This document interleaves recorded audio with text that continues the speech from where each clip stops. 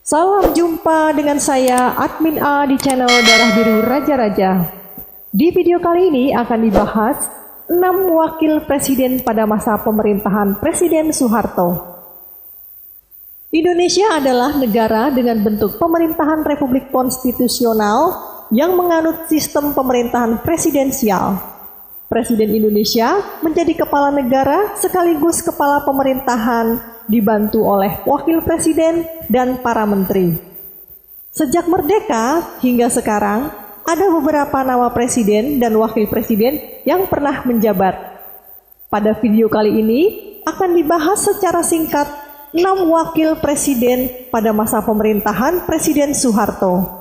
Untuk silsilah dan biografi masing-masing wakil presiden akan dibuatkan di video tersendiri. Soeharto adalah Presiden kedua Republik Indonesia yang menjabat sejak tanggal 12 Maret tahun 1967 hingga tanggal 21 Mei tahun 1998. Selama itu pula, Soeharto yang lahir pada tanggal 8 Juni tahun 1921 didampingi oleh 6 tokoh yang menjabat sebagai wakil presidennya. Perlu diketahui, Soeharto baru memiliki wakil presiden pada tahun 1973. Sebelumnya, sejak diangkat menjadi presiden secara penuh oleh MPRS pada tahun 1968, Soeharto tidak memiliki wakil presiden. Sri Sultan Hamengkubuwono ke-9 adalah orang pertama yang menjadi wakil presiden di era Soeharto, yakni pada Maret tahun 1973. Sementara B.J. Habibie adalah wakil presiden terakhir di era Soeharto. Inilah profil singkat ke-6 wakil presiden di era Soeharto. Yang pertama, Sri Sultan Hamengkubuwono ke-9. Menjabat tanggal 24 Maret tahun 1973 sampai tanggal 23 Maret tahun 1978. Sri Sultan Hamengkubuwono ke-9 dikenal sebagai Raja Yogyakarta, pendukung awal Republik Indonesia. Sri Sultan Hamengkubuwono ke-9 lahir di Yogyakarta dengan nama Gusti Raden Mas Dorojatun pada tanggal 12 April tahun 1912. Hamengkubuwono ke-9 adalah putra dari Sri Sultan Hamengkubuwono ke-8 dan Raden Ajeng Kustilah. Untuk lebih jelas mengenai Sri Sultan Hamengkubuwono ke-9, bisa ditonton di video sebelumnya yang berjudul Silsilah dan Biografi Sri Sultan Hamengkubuwono ke-9. Linknya saya taruh di deskripsi. Pada saat Soekarno dan Hatta memproklamasikan kemerdekaan pada tanggal 17 Agustus tahun 1945, Sri Sultan Hamengkubuwono mengucapkan selamat kepada proklamator. 2 minggu kemudian, tepatnya tanggal 5 September tahun 1945, beliau bersama Paku Alam ke-8 mengeluarkan maklumat yang menyatakan bahwa daerah Yogyakarta adalah bagian dari wilayah Republik Indonesia. Peran Sri Sultan Hamengkubuwono ke-9 terhadap Republik juga ditunjukkan melalui dukungan finansial. Selama pemerintahan Republik berada di Yogyakarta, segala urusan pendanaan diambil dari kas keraton.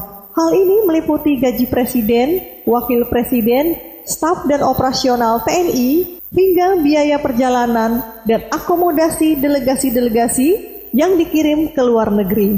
Seiring perjalanan Republik Indonesia sebagai negara, Sri Sultan Hamengkubuwono ke-9 telah mengabdikan diri dalam berbagai posisi, termasuk menjadi pejuang kemerdekaan Indonesia. Hamengkubuwono ke-9 dinobatkan sebagai Sultan Yogyakarta pada tanggal 18 Maret tahun 1940. Jauh sebelum menjadi wakil presiden, Sri Sultan Hamengkubuwono IX menduduki posisi penting di pemerintahan, antara lain menjadi Menteri Negara di Kabinet Syahrir 2 Oktober tahun 1946 sampai 27 Juni 1947 hingga Kabinet Hatta I, yakni tanggal 29 Januari tahun 1948 sampai 4 Agustus tahun 1949.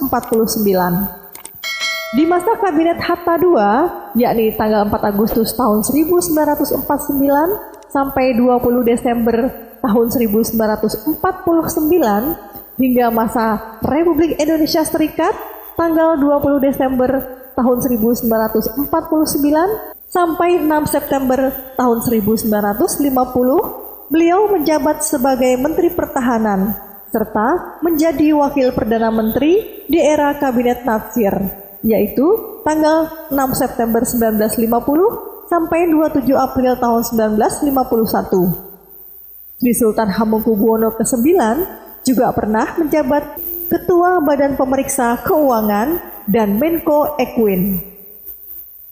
Pada tanggal 24 Maret tahun 1973, Sri Sultan Hamengkubuwono ke-9 diangkat sebagai Wakil Presiden. Pada akhir masa jabatannya, yakni pada tahun 1978, ia menolak untuk dipilih kembali sebagai Wakil Presiden dengan alasan kesehatan. Namun, ada rumor yang mengatakan bahwa alasan sebenarnya ia mundur adalah karena tak menyukai Presiden Soeharto yang represif seperti pada peristiwa Malari dan hanyut pada KKN atau korupsi, kolusi, dan nepotisme. Sri Sultan Hamengkubuwono ke-9 wafat pada tanggal 2 Oktober tahun 1988 di Amerika Serikat. Yang kedua, Adam Malik menjadi Wakil Presiden pada tanggal 23 Maret tahun 1978 sampai 11 Maret tahun 1983. Adam Malik dikenal juga sebagai wartawan cerdik dan ahli diplomasi. Adam Malik lahir di Pematang Siantar tanggal 22 Juli tahun 1917. Ia menjadi Wakil Presiden pada tahun 1978 sampai 1983. Dia menggantikan Sri Sultan Hamengkubuwono ke-9 yang tidak bersedia dicalonkan lagi. Sebelum menjadi orang nomor 2 di Republik ini, Adam Malik menjabat beberapa posisi penting seperti Dubes di Uni Soviet dan Polandia tahun 1959 dan Wakil Perdana Menteri 2 atau Menteri Luar Negeri pada tahun 1966 sampai 1977. Adam Malik merupakan tokoh yang mempelopori terbentuknya ASEAN tahun 1967. Ia bahkan dipercaya menjadi Ketua Sidang Majelis Umum PBB ke-26 di New York. Ia orang Asia kedua yang pernah memimpin sidang lembaga tertinggi di dunia. Pada tahun 1977, ia terpilih menjadi Ketua DPR MPR. Kemudian, 3 bulan berikutnya, dalam sidang umum MPR Maret tahun 1978, ia terpilih menjadi Wakil Presiden Republik Indonesia yang ketiga menggantikan Sri Sultan Hamengkubuwono ke-9 yang secara tiba-tiba menyatakan tidak bersedia dicalonkan lagi. Soeharto menunjuknya sebagai Wakil Presiden Republik Indonesia untuk masa jabatan tahun 1978 sampai 1983 atau di Kabinet Pembangunan 3. Adam Malik turut berjasa bagi perkembangan bangsa dan negara sekaligus merasakan masa-masa kejayaan Orde Baru kala itu. Adam Malik adalah tokoh nasional yang memiliki komitmen tinggi untuk memperkuat dan memajukan hubungan kerjasama Indonesia dan Malaysia. Melalui Adam Malik, pada tanggal 11 Agustus 1966, pemerintah Indonesia dan pemerintah Malaysia menandatangani perjanjian normalisasi hubungan diplomatik kedua negara yang terputus akibat konfrontasi selama lebih kurang 3 tahun. Beberapa kali, Adam Malik mengkritisi kebijakan Presiden Soeharto. Pada tahun 1979, ia mengkritik rezim Soeharto yang disebutnya sudah melanggar Undang-Undang 1945.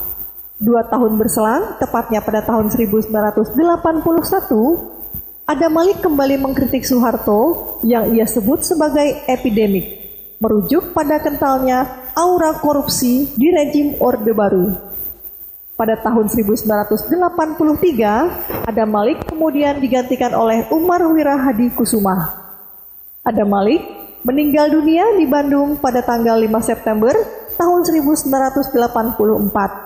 Jenazahnya dimakamkan di Taman Makam Pahlawan Kalibata, Jakarta Selatan. Yang ketiga, Umar Wirahadikusuma menjabat Wakil Presiden sejak tanggal 11 Maret 1983 sampai 11 Maret 1988. Umar Wirahadikusuma disebut juga sebagai mantan Pangdam Jaya yang suka melakukan inkognito. Pada tahun 1983, Soeharto didampingi Umar Wirahadikusuma, wakil presiden yang berasal dari kalangan militer. Pada saat G30S 1965 pecah, Umar termasuk Jenderal Angkatan Darat yang tidak diculik.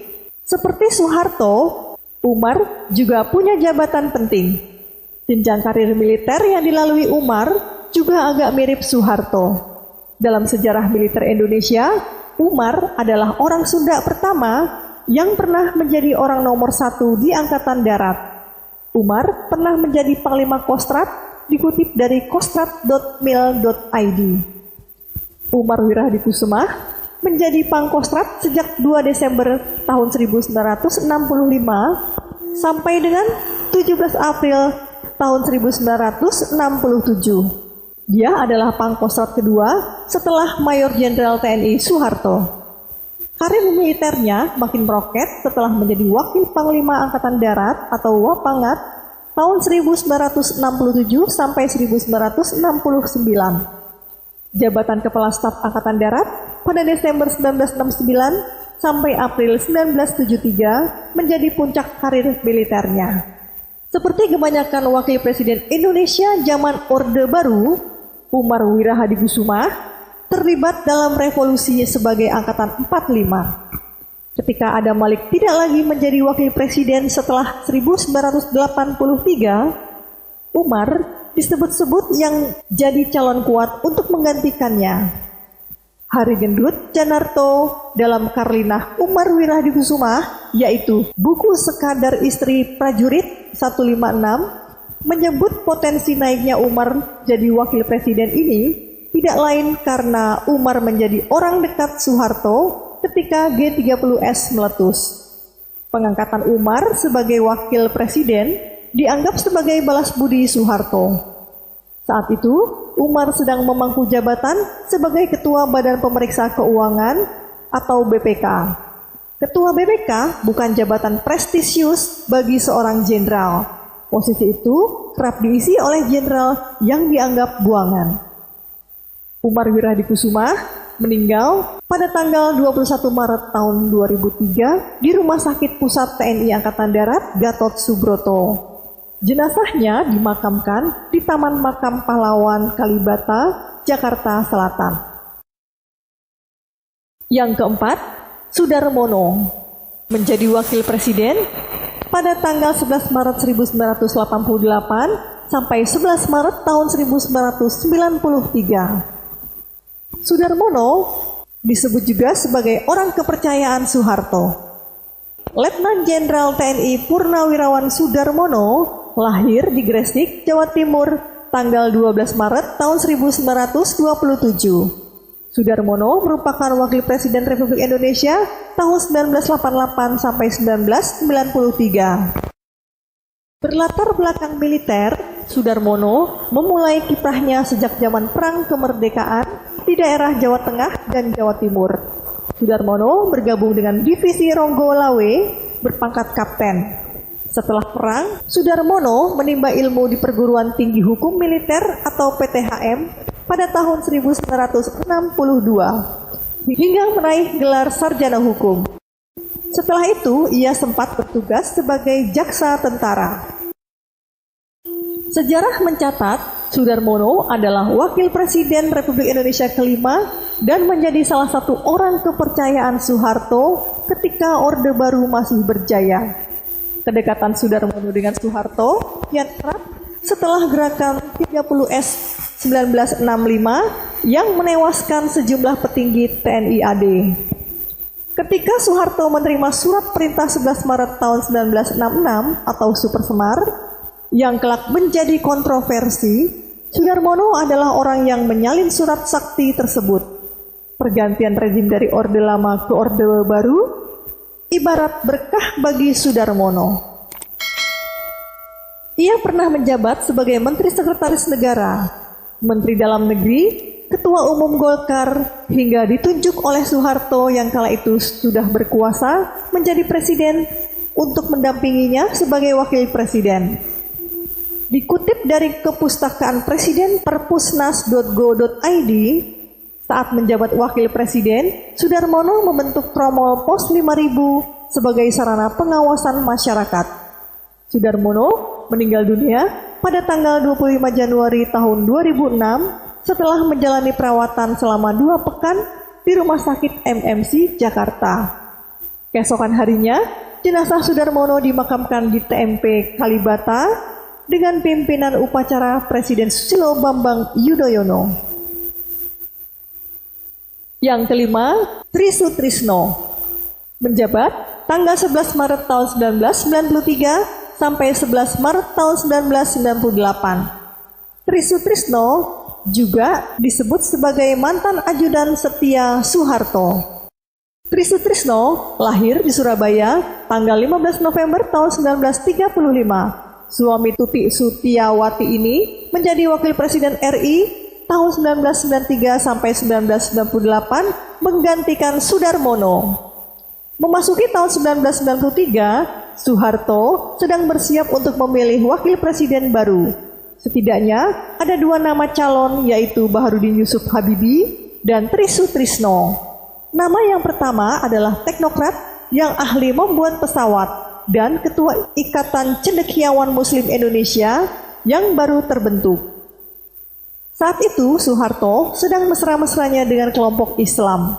Sedangkan nama kedua adalah jenderal yang sedang jadi panglima dari Angkatan Bersenjata Republik Indonesia tahun 1988 sampai 1993, sekaligus mantan ajudan Soeharto pada tahun 1974 sampai 1978. Ketika peristiwa Tanjung Priuk meletus pada tahun 1984, Tri Sutrisno adalah Panglima Kodam Jaya. Meski tersandung kasus Tanjung Priuk yang menewaskan ratusan orang, nasib Tri Sutrisno tidak seburuk Sintong Panjaitan, mantan Panglima Kodam Udayana waktu peristiwa Santakras. Menurut catatan Yusuf Wanandi, dalam menyibak tabir Orde Baru, yaitu Memoir Politik Indonesia 1965 sampai 1998, tahun 2014, karir Tri Sutrisno diselamatkan oleh Soeharto dan Murdani.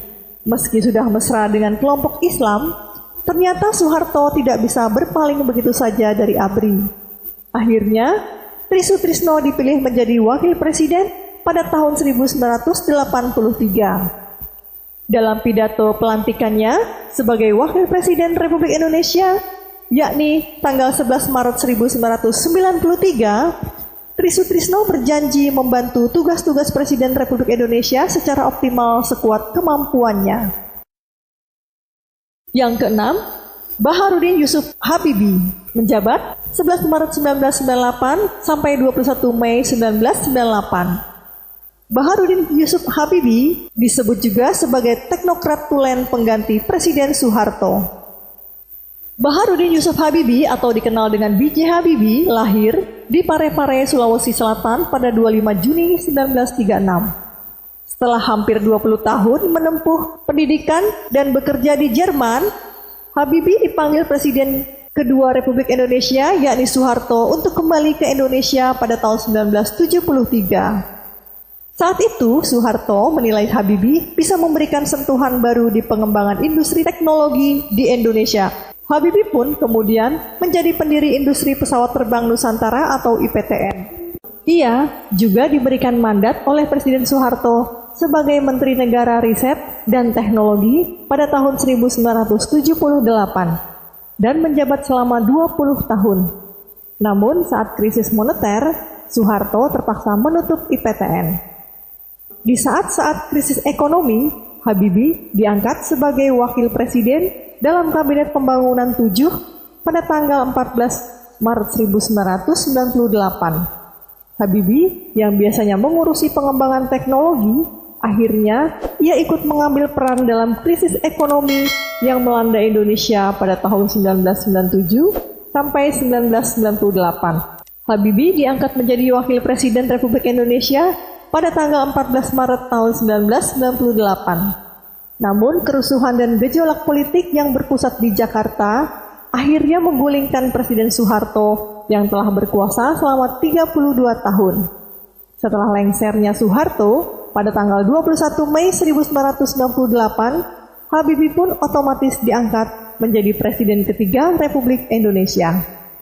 B.J. Habibie meninggal dunia pada tanggal 11 September tahun 2019 di RSPAD Gatot Subroto di usia 83 tahun dan dimakamkan di samping Ainun istrinya di Taman Makam Pahlawan Kalibata, Jakarta pada Kamis tanggal 12 September tahun 2019. Demikianlah 6 wakil presiden pada masa pemerintahan Presiden Soeharto yang dikenal dengan masa Orde Baru. Semoga bisa menambah wawasan sejarah bagi yang menonton video ini. Sampai jumpa di video berikutnya. Terima kasih.